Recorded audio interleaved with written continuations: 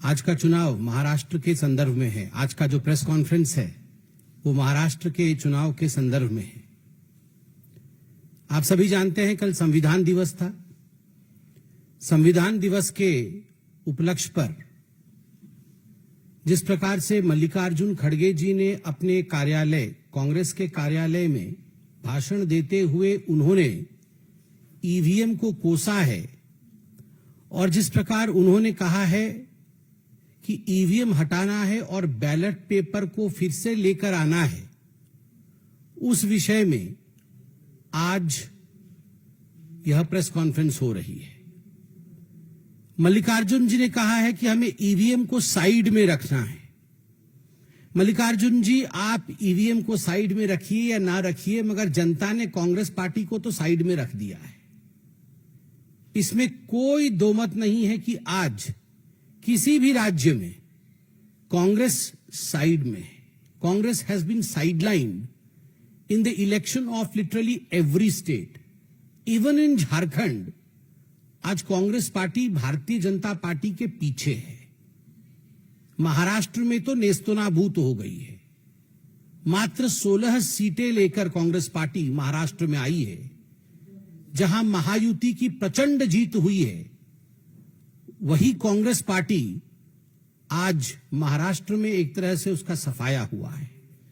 स्वाभाविक है, the frustration is written large on the face of the leaders of Congress party, including mister Rahul Gandhi and others. Mallikarjun खड़गे जी ने कहा कि हमें ईवीएम कतई नहीं चाहिए। मल्लिकार्जुन जी, राहुल गांधी जी, आपको ईवीएम नहीं चाहिए, आपको जुडिशियरी भी नहीं चाहिए। आप तो बता रहे थे जुडिशियरी का काम भी हमें करना पड़ रहा है, वो नहीं कर रहे हैं। आपको इलेक्शन कमीशन भी नहीं चाहिए, आपको ईडी भी नहीं चाहिए, सीबीआई भी नहीं चाहिए, आपको भारत सरकार भी नहीं चाहिए क्योंकि ये तो अच्छी सरकार नहीं है। आपको कुछ नहीं चाहिए। तो मुझे लगता है आपके लिए सर्वोच्च स्थान और उपयुक्त स्थान मंगल ग्रह है। कोई नहीं है वहां, ना जुडिशरी है, ना ईडी है, ना सीबीआई है, वहां ईवीएम मशीन भी नहीं है, इलेक्शन कमीशन भी नहीं है। वहीं जाइए, वहां बिल्कुल आप शहजादे जी को कुर्सी पर बैठाइए और आनंद से रहिए। मुझे बड़ा आश्चर्य हुआ, मल्लिकार्जुन खड़गे जैसे एक सीनियर पॉलिटिशियन ने कल एक वाक्य कहा कि एससी, एसटी और ओबीसी और गरीबों के जो वोट है वो ईवीएम के कारण खराब हो रहे हैं। क्या सोचते हैं मल्लिकार्जुन जी और कांग्रेस पार्टी कि जो अनुसूचित जाति के लोग हैं, जो अनुसूचित जनजाति के लोग हैं, या जो एसटी लोग हैं, जो ओबीसी हैं, अदर बैकवर्ड क्लास है, उनको ईवीएम में वोट करना नहीं आता? वो इतने अनपढ़ हैं और इतने समझ भी उनको इतनी नहीं है कि वो ईवीएम में किस प्रकार वोट कर सके, बटन कहां दबाना है, कैसे दबाना है, वीवीपैट उसमें निकलता है, उसे देखना है, वेरीफाई करना है। Just because they are SC, ST, OBC and poor, they do not know how to use EVM. ये एक इंसल्ट है। ये कहीं ना कहीं SC, ST और OBC समाज के प्रति एक बहुत बड़ा इंसल्ट है, एक बहुत बड़ा धक्का है। और मैं ये एक्सपेक्ट नहीं कर रहा था। मुझे नहीं लगता था कि मल्लिकार्जुन खड़गे जैसा सीनियर व्यक्ति इस प्रकार के वाक्य का प्रयोग करेगा। मल्लिकार्जुन जी का यह भी कहना था कि हम तो बैलेट पेपर किसी भी कीमत पर लेकर आएंगे और ईवीएम मशीन जो है वो नरेंद्र मोदी और अमित शाह जी के घर पे रख दीजिए। मोदी जी और अमित शाह जी के घर पे ईवीएम मशीन रख दीजिए, हम बैलेट पेपर लेके आएंगे। खड़गे जी, राहुल जी, मोदी जी के घर में ईवीएम मशीन है। E for energy, V for विकास, एम फॉर मेहनत। मशीन की तरह मोदी जी काम करते हैं। He works like a machine and he has EVM. वो ऊर्जा उनके पास है। E for energy, V for विकास, विकास के लिए, डेवलपमेंट के लिए काम करते हैं। और वो अतुलनीय मेहनत, ईवीएम, उसी के कारण आज भारतीय जनता पार्टी जीत रही है। सही कह रहे हैं, हम ईवीएम के कारण जीत रहे हैं, जहां ई से एनर्जी, वी से विकास और एम से मेहनत होता है, और आप आरबीएम के कारण हार रहे हैं। आरबीएम का अर्थ है राहुल्स बेकार मैनेजमेंट। हम ईवीएम के कारण जीत रहे हैं, आप आरबीएम के कारण हार रहे हैं। खराबी मशीन में नहीं है, खराबी लीडरशिप में है। ईवीएम ठीक है, राहुल खराब है। आप ईवीएम बाद में बदलिएगा, राहुल को बदलिए। बताइए, कोई भी प्रतिद्वंदी इस प्रकार का अनसॉलिसिटेड एडवाइस नहीं देता है, मगर फिर भी मुझे लगता है लोकतंत्र में इतनी शिष्टाचार होनी चाहिए कि इतने वर्षों तक साथ साथ पार्लियामेंट में और असेंबलीज में बैठने के बाद कम से कम कुछ एडवाइस हमें, भले ही वो अनसॉलिसिटेड लगे, हमें देना चाहिए। मैं तो मल्लिकार्जुन जी से कहूंगा, मल्लिकार्जुन जी जानते हैं, वैसे कभी कभी उनके चेहरे को मैं भी पढ़ता हूं, वो जानते हैं खराबी कहां है, बेचारे बोल नहीं पाते हैं। बदलने की आवश्यकता है राहुल गांधी को, ईवीएम को नहीं। और वो कह रहे थे मल्लिकार्जुन जी की बैलेट पेपर के लिए हम यात्रा निकालेंगे। आजकल वो नया शब्द उनका यात्रा चल रहा है बड़ा, भारत जोड़ो यात्रा, उसी से सब कुछ मंगल हो गया। और भारत जोड़ो यात्रा के बाद आप बोल रहे हैं बैलेट पेपर यात्रा निकालेंगे। वैसे भी ठीक ही है, वैसे निकालना चाहिए, यात्रा निकालना चाहिए। टाइम भी है उनके पास अभी यात्रा निकालने के लिए, और कुछ काम भी नहीं है कांग्रेस के पास। तो घर में खाली नहीं बैठना चाहिए, नेताओं को कुछ ना कुछ करते रहना चाहिए। यात्रा ही सही, आप यात्रा निकालिए, अच्छी बात है। ऑन अ सीरियस नोट, जो मल्लिकार्जुन जी ने कहा कि हम ईवीएम हटाएंगे और बैलेट पेपर लेके आना चाहते हैं, और कोइंसिडेंस देखिए, सुप्रीम कोर्ट में ठीक उसी समय एक पिटीशन पे सुनवाई चल रही थी। मिस्टर के पॉल ने पिटीशन डाल रखा था कि ईवीएम मशीन हटाने की आवश्यकता है, ईवीएम से धांधली होती है और बैलेट पेपर पे आने की आवश्यकता है। और सुप्रीम कोर्ट में जस्टिस विक्रमनाथ जी और जस्टिस प्रसन्न बी वराले, दोनों जस्टिसेस, उनकी खंडपीठ इसकी सुनवाई कर रही थी। स्पष्ट रूप से इस खंडपीठ ने पूरे विषय की सुनवाई के पश्चात कहा है कि ईवीएम में खराबी नहीं है। अंग्रेजी में उन्होंने कहा है, suspicion of EVM fixing is unfounded, quote unquote unfounded. EVM machine में कोई गड़बड़ी नहीं है। आगे वो कहते हैं, जो कैंडिडेट हार जाती है वो आके ईवीएम का रोना रोती है। जीतने से ईवीएम ठीक, हारने से ईवीएम खराब।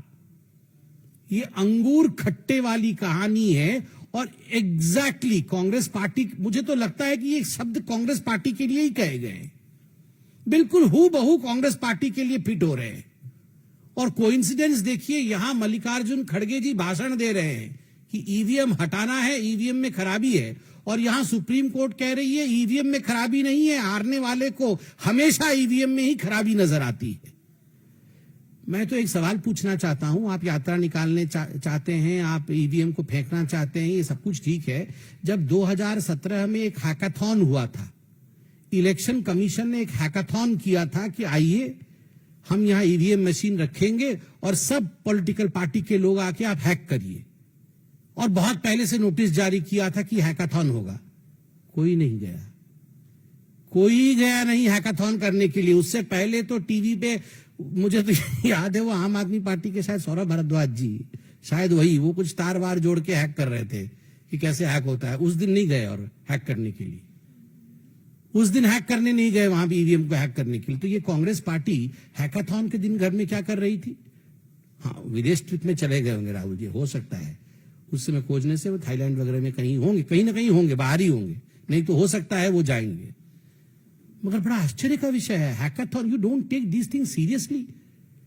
आप इतने बड़े पॉलिटिकल पार्टी के अध्यक्ष हैं, आप बोल रहे ईवीएम को फेंकना पड़ेगा, बैलेट को लाना पड़ेगा, and when the hackathon takes place no one represents your party in the hackathon to prove what you are saying. Elon Musk ji ने भी ट्वीट किया है, मैं देख रहा था, सीईओ है टेस्ला के, जो जुलाई 4 को हमारी रिजल्ट्स निकलने के बाद, जून 4 को रिजल्ट्स निकलने के बाद लोकसभा के एक आर्टिकल छपी थी कि India count 640 million votes in a single day. तो मस्क जी ने उस पर ट्वीट किया है और हाथ ऐसे देखे कि इमोजी बनाया हुआ है कि उनके एक स्टेट में अभी तक काउंटिंग चल रही है। ये आंतरिक विषय है उनका, उस पर मैं कमेंट नहीं करना चाहूंगा, मगर ही हैज अपलॉडेड कि आप देखिए इतनी बड़ी सिस्टम एक दिन में काउंटिंग कर सकती है, मगर हमारे यहां लिमिटेड है, फिर भी हमारी काउंटिंग अभी तक चल रही है। ये भारत के लोकतंत्र की सुंदरता है। इलेक्शन कमीशन ने बार बार आपको इनवाइट किया। 2004-2009 के लोकसभा के चुनाव के नतीजे आपके पक्ष में थे, कांग्रेस पार्टी के पक्ष में थे। ये दोनों चुनाव ईवीएम के माध्यम से हुए थे और इस बार भी 2024 में single largest double digit number में आप आए हैं पहली बार। आप उस समय कितना खुश हो रहे थे, इतरा रहे थे। उस समय तो ईवीएम के खिलाफ नहीं बोल रहे थे जब आपको 99 सीट्स आई थी। सिंगल लार्जेस्ट ऑपोजिशन पार्टी बन के आप उभरे 99 सीट के साथ। उस समय तो सब कुछ ठीक था। और बाकी राज्यों में जब आप चुनाव जीतते हैं उस समय ईवीएम खराब नहीं होता है। मुझे तो बड़ा आश्चर्य लगता है कि आपने हेमंत सोरेन जी के और जेएमएम के जीत को भी कुंद करने का काम किया है। ये अलायंस धर्म नहीं है। आप जो ईवीएम के ऊपर आक्षेप लगा रहे हैं, आपका कहने का तात्पर्य है कि ये जो जेएमएम भी जीती है वह भी कुछ माल प्रैक्टिसेस के माध्यम से जीती है, ईवीएम खराब था, they don't deserve to win. मुझे लगता है ये अलायंस नीति नहीं है जहां आप खुद अपने अलायंस पार्टनर के ऊपर इस प्रकार हमला करते हैं। बार बार मैं कहता हूं, मशीन में खराबी नहीं है, व्यक्ति और लीडर में खराबी है। जब तक राहुल जी रहेंगे ऐसा ही चलता रहेगा। कोई सवाल हो तो अवश्य पूछें।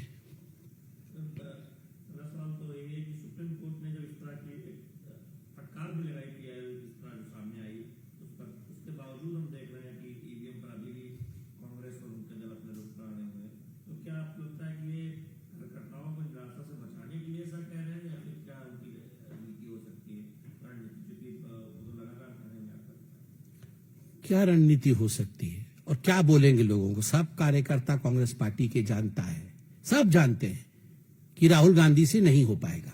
ये कौन नहीं जानता है? मैं भी जानता हूं, वो कार्यकर्ता भी जानता, हमारे सारे कार्यकर्ता जानते हैं। आप लोग बोलते नहीं है, आप लोग भी मन में सोच के देखिए और कांग्रेस वालों से पूछिए, वो भी बोलते नहीं हो पाएगा उससे। अब क्या बोलेंगे कि ये चुनाव राहुल गांधी जी के कारण हार गए? अब यही सब बोलेंगे, ईवीएम खराब हो गया जी, मशीन खराब हो गई, बिजली कट गई, रोड खराब था, हमारा कार काम नहीं कर रहा था। यही सब बोले, कुछ तो बोलना पड़ेगा ना। अब यही बोलते हैं ईवीएम खराब हो गया है, जानते सब है कि राहुल खराब हो गए हैं।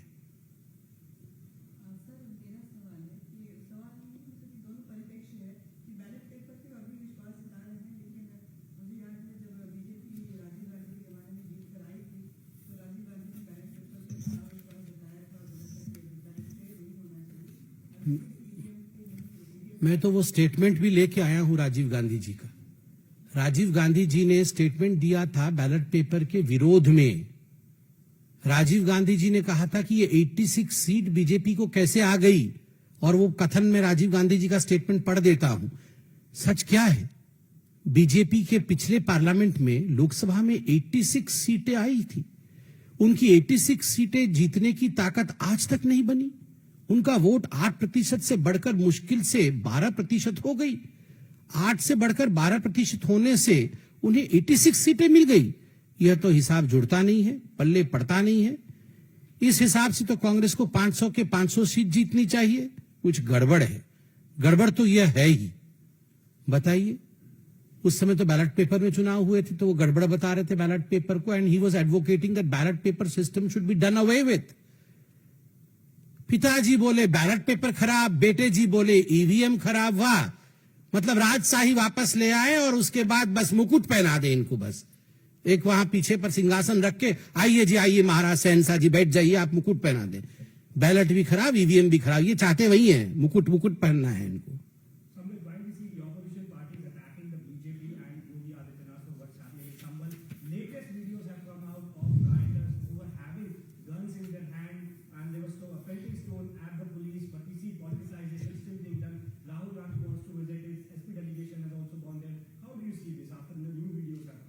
So it's a sensitive issue. It's a very sensitive issue.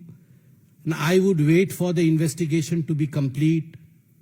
I would, in fact, appeal to everyone that no one should politicize the issue, because whatever we are seeing today, these are recorded.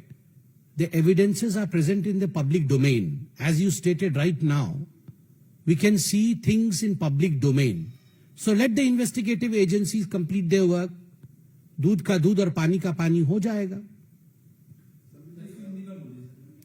देखिए, जहां तक आपने संभल के विषय में सवाल पूछा है, मेरा बड़ा स्पष्ट मानना है कि इस पर किसी प्रकार की राजनीति नहीं, इस पर इन्वेस्टिगेशन चल रही है और हम सबको इन्वेस्टिगेशन के नतीजे का इंतजार करना चाहिए.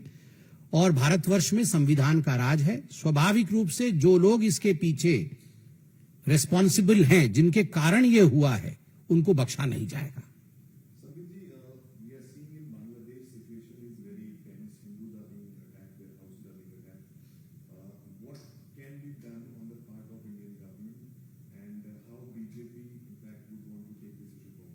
See, as far as Bangladesh and as far as arresting of a monk also, a revered monk also in Bangladesh is concerned, the foreign ministry has issued a statement, has given a statement to which Bangladesh also has reacted. I believe as a political party, I would refrain from making any statement since the government of India has already made a statement. We ditto the stand of the government of India.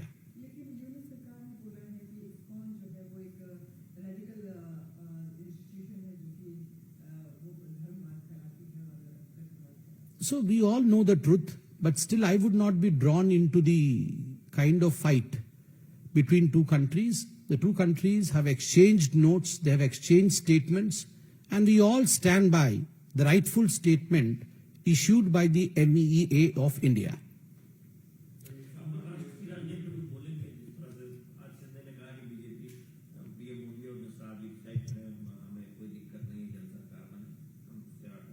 देखिए, यह विषय महायुति का है, उनके बीच meeting का है. उस विषय से मैं अनभिज्ञ हूं. स्वाभाविक रूप से वो मैंडेट मेरे पास भी नहीं है कि मैं उस पर कमेंट करूं. मैंने भी अभी माननीय शिंदे जी के प्रेस कॉन्फ्रेंस को सुना.